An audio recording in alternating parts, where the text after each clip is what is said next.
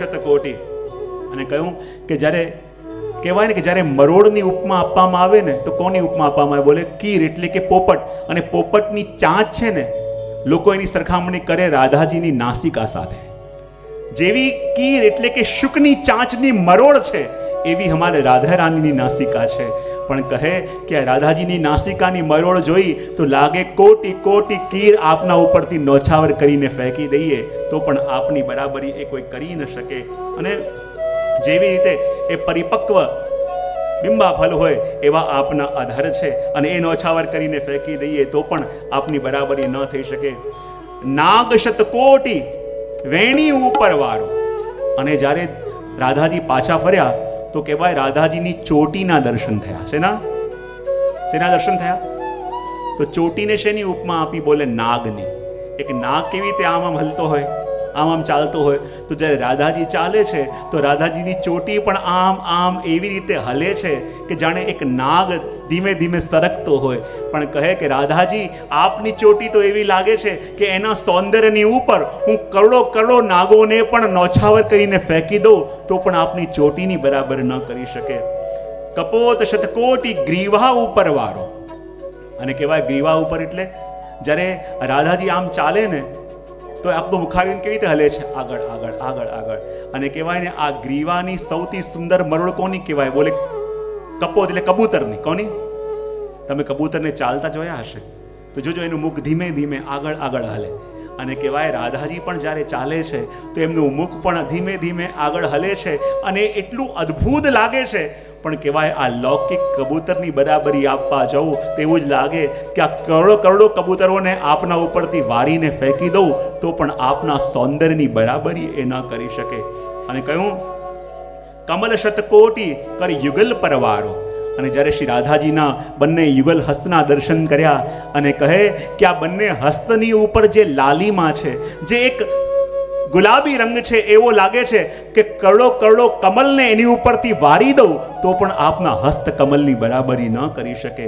અને કહેવાય દાસ કુંભન સ્વામી સુ નકશિક અંગ અદ્ભુત સુગમ કહા નલ સમરો લાલ ગિરિધરન મોહે તાહિલો સુખ જોલો યહ રૂપ છીનુ છીનુ નિહારો. અને કહેવાય કે જે સૌંદર્ય સ્વયં પ્રભુને મોહિત કરી દીધા હોય, સ્વયં પ્રભુ જે દુનિયાને મોહવા વાળા એ જે સ્વામીજીના મોહમાં બંધાઈ ગયા હોય તો એ સૌંદર્યની બરાબરી કોણ કરી શકે? અને આ વર્ણન જ્યારે કર્યું અને વૃંદાવનના સંતો પણ ધન્ય થયા. એમણે કહ્યું કે અમે જ્યારે જ્યારે પણ રાધાજીનું વર્ણન કર્યું છે તો જે જે વસ્તુની ઉપમા આપી છે અને આપે જ્યારે વર્ણન કર્યું તો એ બધી વસ્તુને નોછાવર કરીને ફેંકી દીધી છે.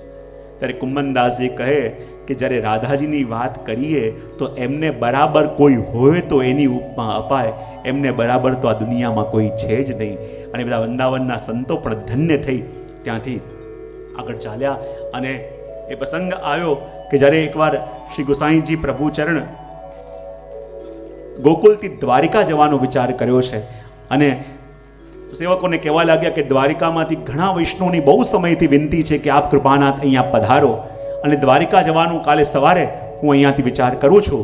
એમ જ્યારે કહ્યું ત્યારે બે વૈષ્ણવ વાત કરતા હતા. કૃપાનાથ બોલે શું? કુંભનદાસજીની આર્થિક અવસ્થા ખૂબ નબળી છે. જેમ તેમ કરીને આ ઘરનો ક્રમ ચાલે છે, જેમ તેમ કરીને સંસારનો ક્રમ ચાલે છે. જ્યારે શ્રી ગુસાઈજી આ સાંભળ્યું, ગુસાઈજીને ચિંતા થવા લાગી કે એવા ભગવતી જે પ્રભુને એટલું સુખ આપે છે અને એમના ઘરની દશા એવી છે તો શું કરું? બોલે હું પરદેશ કરવા જાઉં છું તો સાથે સાથે કુંભનદાસજીને પણ લઈ જાઉં, અને ત્યાં વૈષ્ણવને કહીશ તો એમને થોડો સહયોગ આપી દેશે તો એમનો નિર્વાહ અહીંયા આનંદથી ચાલશે. કારણ કે કુંભનદાસજી આનંદમાં હશે તો જ શ્રીજી આનંદમાં રહેશે. કારણ કે કુંભનદાસ શ્રીજીનું સુખ છે એમ વિચાર કરીને એમણે કુંભનદાસજીને કહ્યું, જો કુંભનદાસ કાલે સવારે જ અહીંયાથી હું દ્વારિકા તરફ જવાનો છું, અને મારી એવી ઈચ્છા છે કે તમે પણ મારી સાથે દ્વારિકા માટે આવો. કુંભનદાસજી એ સમય તો બોલી ગયા, કૃપાનાથ જેવી આપની આજ્ઞા, જેવી આજ્ઞા આપે કરી હું સવારે આવી જઈશ. ને સવારનો સમય થયો, રાજભોગ સુધીનો ક્રમ પહોંચીને અને શ્રી ગોસાઈજીએ કુંભનદાસજીને કહ્યું, ચલો કુંભનદાસ હવે આપણે દ્વારિકા તરફ પ્રયાણ કરીએ. અને જ્યાં ધીમે ધીમે શ્રી ગોસાઈજીની સાથે કુંભનદાસજી ચાલતા ચાલતા જાય છે. પાછા વળીને શ્રીનાથજીના મંદિરની ધજાને જોઈ ને જ્યાં ધજાને જોઈ અપ્સરા કુંડ સુધી પહોંચ્યા હશે અને એવી દશા કુંભનદાસજીની થઈ ગઈ, આંખોમાંથી દળ આંસુ વહેવા લાગ્યા. વારે વારે ધજાઓને જોવે છે અને ચિંતા એ નથી કે હું શ્રીજીથી દૂર જઈ રહ્યો છું, ચિંતા એ છે કે મારાથી દૂર રહીને મારા શ્રીજી કેમ કરીને રહેશે, મારાથી દૂર જઈને મારા શ્રીજી કેમ કરીને સુખમાં બિરાશે, હું નહીં હોઉં મને જોયા વિના મારા શ્રીજી કેમ કરીને બિરાશે. અને એવો તાપ કુંભનદાસજીને થયો કે ચાલતા ચાલતા આંખોમાંથી દળ આંસુ વહેવા લાગ્યા. દળ આંખો આંસુમાં રહે છે. અને શ્રીનાથજીના ધજાનું દર્શન કરીને જ્યારે આજે શ્રીનાથજીથી દૂર જવાનું થયું છે, કેટલીક ઘડીઓ વીતી છે, કેટલોક સમય વીત્યો છે અને કુંભનદાસજીને લાગે છે કે પ્રભુ આપના દર્શન કર્યા વિના કેટલા યુગ વીતી ગયા, કેટલા યુગ વીતી ગયા. અને એટલી અસહ્ય પીડા કુંભનદાસજીને થઈ, એટલી અસહ્ય પીડા થઈ. થોડો સમય થયો છે હમણાં શ્રીનાથજીથી દૂર જવાનો, પણ કુંભનદાસજી સહી ન શક્યા ને ત્યારે એમણે પદ ગાયું, કિતે દિન વે જો ગયે બિન દેખે.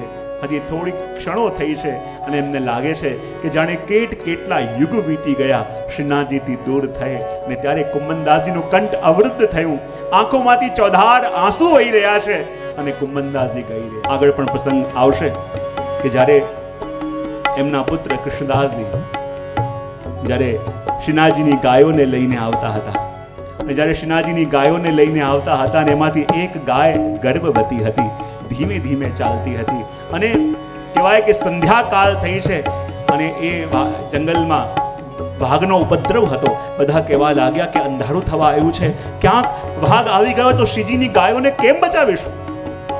અને જેમ તેમ કરીને ગાયોને લઈને અંધારું થવા આવ્યું છે. કૃષ્ણદાસજી આવતા હતા અને ત્યાં બધી ગાયો તો આગળ ભાગી ગઈ, પણ પેલી જે ગર્ભવતી ગાય હતી એ ધીમે ધીમે ચાલતી હતી. ને જ્યાં અંધારું થયું ત્યાં જ સામેની ઝાડી ઉપર પેલો વાઘ નિશાન લગાવીને બેઠો હતો.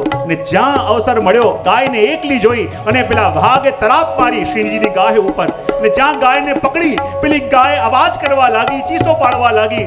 ને જ્યાં એ ગાયની ચીસો સાંભળી કૃષ્ણદાસજીથી સહન ન થયું, ભાગતા આવ્યા, જોરથી લાકડી લઈને વાઘના મસ્તક ઉપર મારી. અરે આ દુષ્ટ શું કરે છે? આ તો મારા શ્રીનાથજીની ગાય છે કે જે ગાયનું દૂધ મારા શ્રીજી આરોગે છે અને તું એને મારવા જઈ રહ્યો છો. અરે આ ગાયને જવા દે, તારે ખાવો હોય તો મને ખા.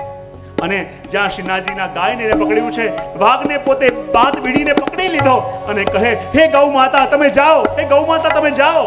અહીંયા વાઘ કૃષ્ણદાસજીને પકડીને એને ચીરવા લાગ્યો, એમને ફાડવા લાગ્યો, પણ વાઘને પકડીને રાખ્યો છે. ગૌ માતા આપ જાઓ, ગૌ માતા આપ જાઓ. અને ગાય ધીમે ધીમે ભાગતી ગૌશાલામાં આવી અને વાઘે કૃષ્ણદાસજીને ફાડી દીધા. અને જ્યાં કૃષ્ણદાસજીનો શ્રીજી ચરણ પામ્યા અને કુંભનદાસજી ચાલતા આવતા હતા અને કોઈએ કહ્યું, અરે કુંભનદાસ ગજબ થઈ ગયું. બોલે શું થયું? બોલે શ્રીજીની ગાયોની રક્ષા કરતા તમારા પુત્ર કૃષ્ણદાસજી આ સંસારમાં નથી રહ્યા. ને જ્યારે આ સાંભળ્યું પહેલી વહેલી વાર કુંભનદાસજીના આંખોમાંથી ચોધાર આંસુ પડવા લાગ્યા, મૂર્છિત થઈને ઢળી પડ્યા. બધા લોકો કહેવા લાગ્યા, જુઓ તો ખરા, ભગવતીને પણ જો પુત્રનો મોહ હોય છે, આ પુત્ર મળના સમાચાર એમને પણ વ્યાકુલ કરી દીધા. બધા લોકો વાતો કરવા લાગ્યા. ત્યાંથી શ્રી ગુસાઈજી પધાર્યા અને ગુસાઈજીએ કહ્યું, અરે તમે કુંભનદાસજીને શું જાણો? અરે કુંભનદાસજી એટલે નથી રડી રહ્યા કે એમના પુત્રનું મૃત્યુ થયું છે. કુંભનદાસજી એટલે નથી રડી રહ્યા કે એમના પુત્રનું અવસાન થયું છે. કુંભનદાસજી તો એટલે રડે છે કે પુત્રનું અવસાન થયું, 16 રાત્રિનું સૂતક પડ્યું અને પ્રભુના કીર્તનની સેવા થઈ. એ પીડા એમને થઈ રહી છે. ને ત્યારે ગુસાઈજી આવીને કહ્યું, કુંભનદાસ ચિંતા ન કરો, કલ तुम्हें દર્શન કરાવેંગે. અને માનો મૃતદેહની અંદર કોઈએ પ્રાણ પૂરી દીધા હોય એમ કુંભનદાસજી જાગ્યા. અને કૃપાનાથ, આપના ભક્તોના મનની વાત આપના સિવાય કોણ જાણે. ને એવા કુંભનદાસજી કે શ્રીનાથજીથી દૂર જવાનું પણ જેને વિચાર ન આવી શકે, અને આજે જ્યારે દૂર જવાનો અવસર આવ્યો છે, દ્વારિકા તરફ જઈ રહ્યા છે, પણ હૃદય રડી રહ્યું છે, નેત્રો શ્રીજીને ખોજી રહ્યા છે. અને એક ક્ષણ એમ લાગે છે જાણે એક યુગ વીતતા જાય છે મારા શ્રીનાથજીથી દૂર થઈ. અને કુંભનદાસજી ગાઈ રહ્યા છે.